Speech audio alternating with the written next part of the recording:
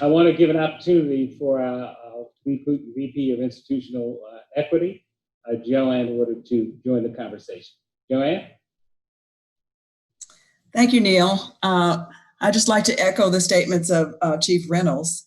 One of the things that he did when he became chief was to contact our office back in 2015 about reviewing incidents that might occur with the police department that might fall under a protected class, particularly issues of race. And we've been doing that for the past 5 years. So what he's speaking of is not a new thing for us, but something that we have been engaged in for a while.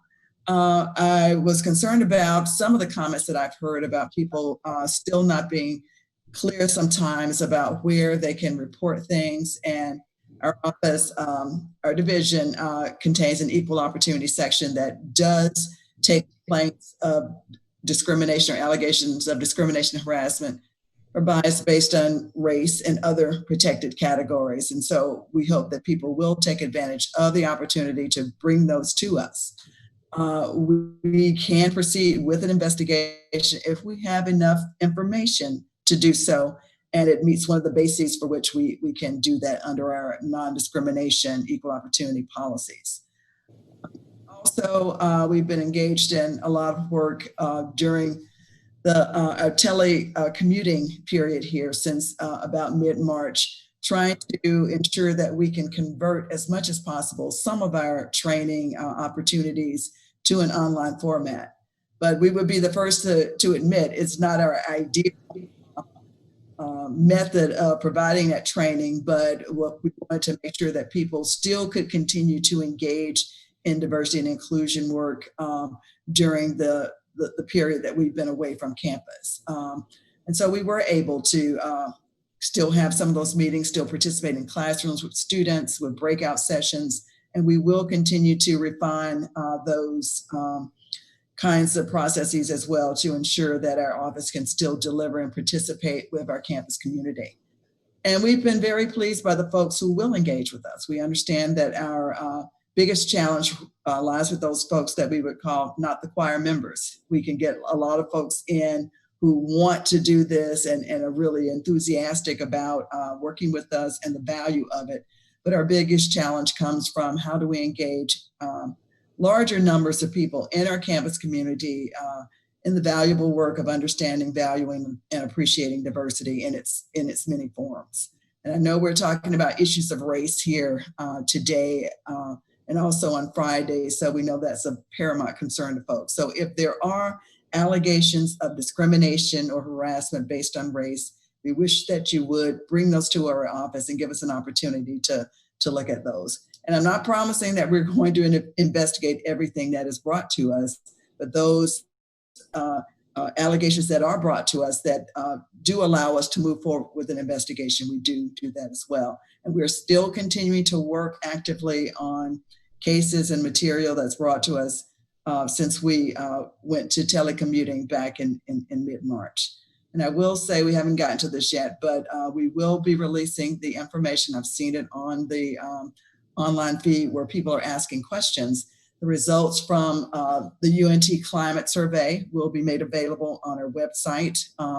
We hope to have all of those posted by the beginning of August. And it will be the full reports in their entirety, one for each of the groups that we surveyed: students, faculty, staff, and administrators. So there'll be an executive summary as well as a more detailed report with charts and graphs that show the differing responses of various members of the UNT community. And we specifically made sure that that information is provided by race in a lot of those instances. So you'll be able to fairly immediately see what the climate is like at UNT. And unfortunately, it has not changed a whole lot since we ran the survey. And I must apologize about the survey results taking a while to get to you, but they do reinforce what people are continuing to tell us on Friday and today about the climate at UNT and the need for us to take additional action and to do even better in making sure that it's a welcoming and inclusive climate for everyone who works and learns at UNT.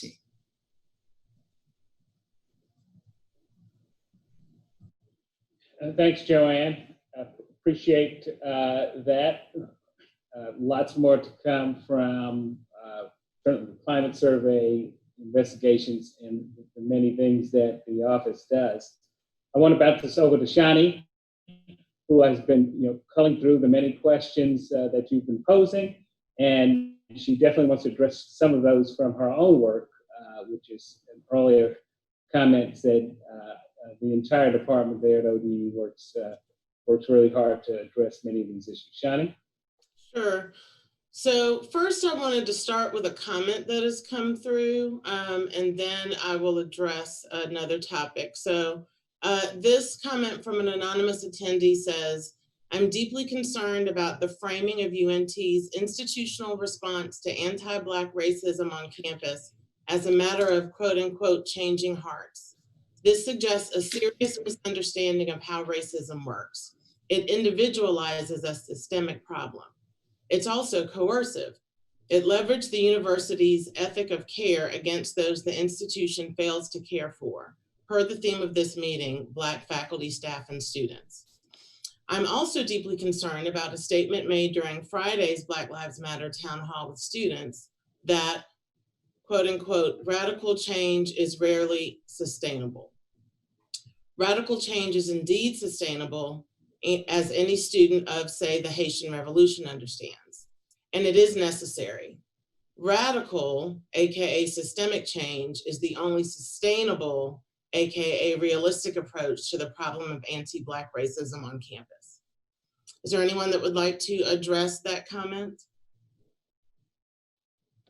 I think President Smatras, that may have been a comment that you made on Friday. Would you like to address that? Yeah, sure, Shani. Look, this is hard. Let's be honest here. If I'm told if I don't listen, then there's a challenge. And if I listen but don't act, there's a challenge. What I believe is that we have to walk this walk together. I also believe that not everybody is at the same place in their voyage towards becoming anti-racist or overcoming prejudicial behavior, whether it's in them or admitting that they're racist or whether it's part of the culture. So when someone says they want radical change, I don't know how to proceed to create radical change in the hearts of people. I want them to come to an acceptance that we have a big challenge, and then I want them to move forward, and I think we have to walk this path together. I don't think we can walk it independently. So the more people we can gather who believe and support an institution that is less prejudicial and less involved in racism than we are now, the better it will be. And that's my belief. And I would argue that radical change in this institution would not necessarily have the impacts that people think.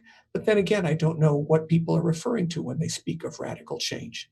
So perhaps if someone wants to put a constructive comment on the table about what radical change looks like, then we can address it and see whether that makes sense.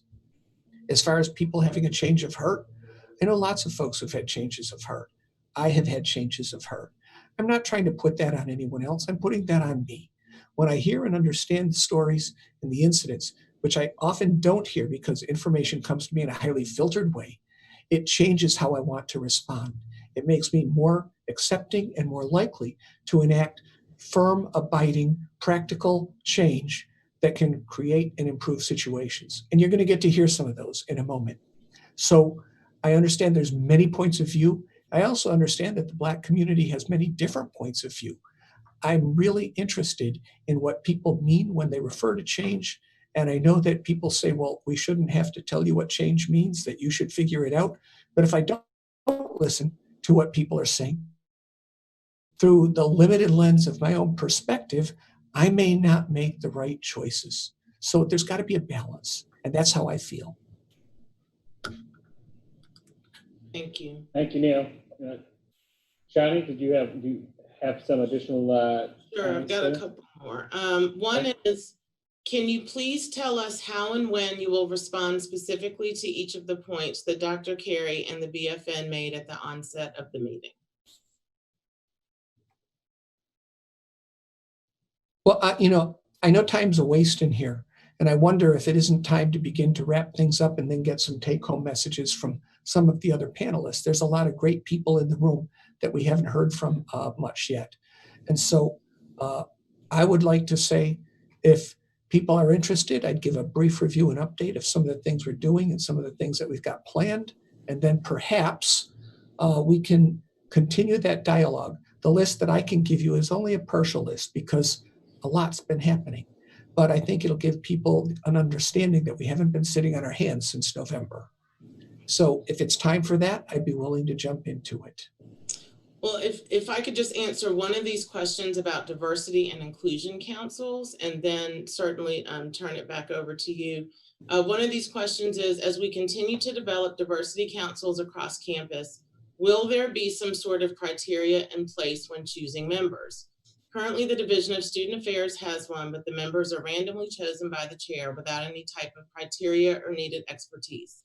The council should also take on deeper issues rather than watching videos on LinkedIn. And what I will say is that I have been working specifically with many of the units across campus to build their diversity and inclusion council so that they have equal representation, that they have positional diversity, that there's obviously cultural diversity, and that we are recommending that the online learning that we have on our teletalks just be essentially a primer for our in-person trainings.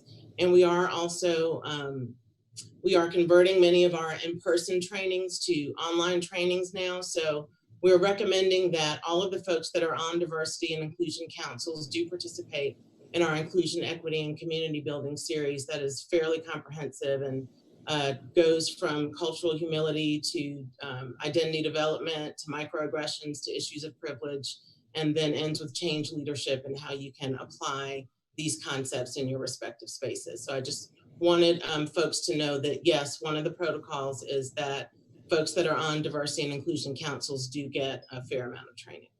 Dr. With, did you want to address that? Yeah, if I could, I would love to. Thanks, Shani. I will tell you that we have 2 chairs of the Diversity Council and the Division of Student Affairs right now, and those 2 folks review applications. Anybody is welcome to apply, and I don't know that we've turned anybody away from our Diversity Council, but I'm happy to look into that and I'm happy to update. So if you're in the Division of Student Affairs, we'll be sending this out in a UNT in the Know here in the very near future. Thanks. Great, thank you, Elizabeth. Thank you all for your questions. We have these questions, and our team are definitely going to be addressing them in answering them.